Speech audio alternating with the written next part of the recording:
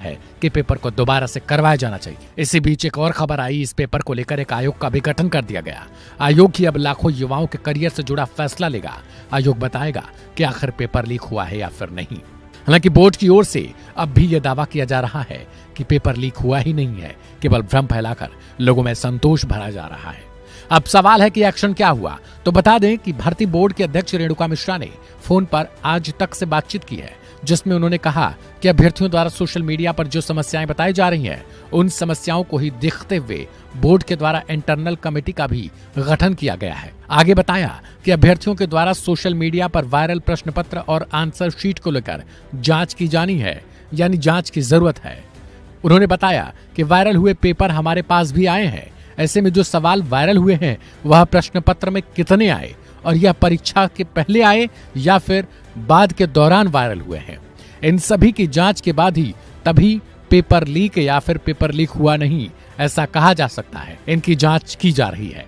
इस बारे में रिक्रूटमेंट बोर्ड के डीजी ने भी ये जानकारी दी है कि एक कमेटी का गठन किया गया है। यह बोर्ड की इंटरनल कमेटी है, जिसे भविष्य में भर्ती के लिए जरूरत पर प्रक्रिया में सुधार का आकलन करने और परीक्षा पूरी होने के बाद सोशल मीडिया पर दिए जा रहे असत्यापित दावों को सत्यापित करने के लिए प्रयास जो किया गया है, उसके लिए इसका गठन किया गया है। यानी कि आगे आने वाले समय में पेपर लीक से जुड़ा या फिर पेपर लीक हुआ नहीं, ये सारी चीजें सत्यापित या असत्यापित करना इसी बोर्ड का इंटरनल कमेटी का काम है। भर्ती बोर्ड के मुताबिक तमाम दावे परीक्षा से पहले नहीं किए गए थे, जबकि परीक्षा होते ही ये तमाम दावे जोर पकड़ने लगे।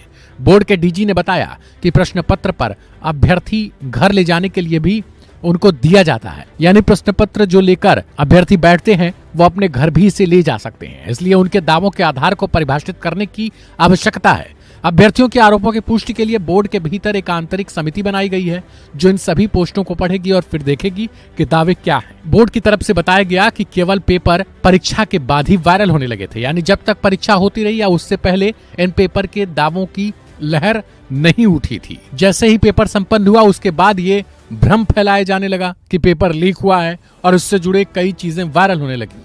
यानी जैसे ही अभ्यर्थी पेपर लेकर अपने घर को रवाना हुए, उसके बाद से ये कंटेंट वायरल होने लगी। मैं नवरत्न जॉब जोरी चैनल में आपका स्वागत करता हूं।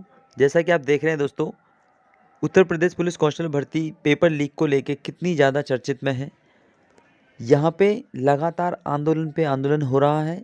लखनऊ इको गार्डन के अंदर कितने सारे अभ्यर्थी हल्ला बोल कर रहे हैं और अभी तक सरकार उनकी कोई भी बात मानने को तैयार नहीं है। हालांकि पेपर लीक हुआ है, इसकी पुष्टि की जा चुकी है। सभी दस्तावेजों को दिखाते हुए सभी कैंडिडेट्स यहाँ पे पेपर सबमिट करने की बात कर रहे हैं और यूपी पुलिस कांस्टेबल भर्ती की परीक्षा दोबारा से आयोजित की जाए, ऐसी मांग की जा रही है। तो सरकार जल्द से जल्द इस पर कोई ना कोई फैसला अवश्य लेगी। यह आंदोलन जारी रहेगा।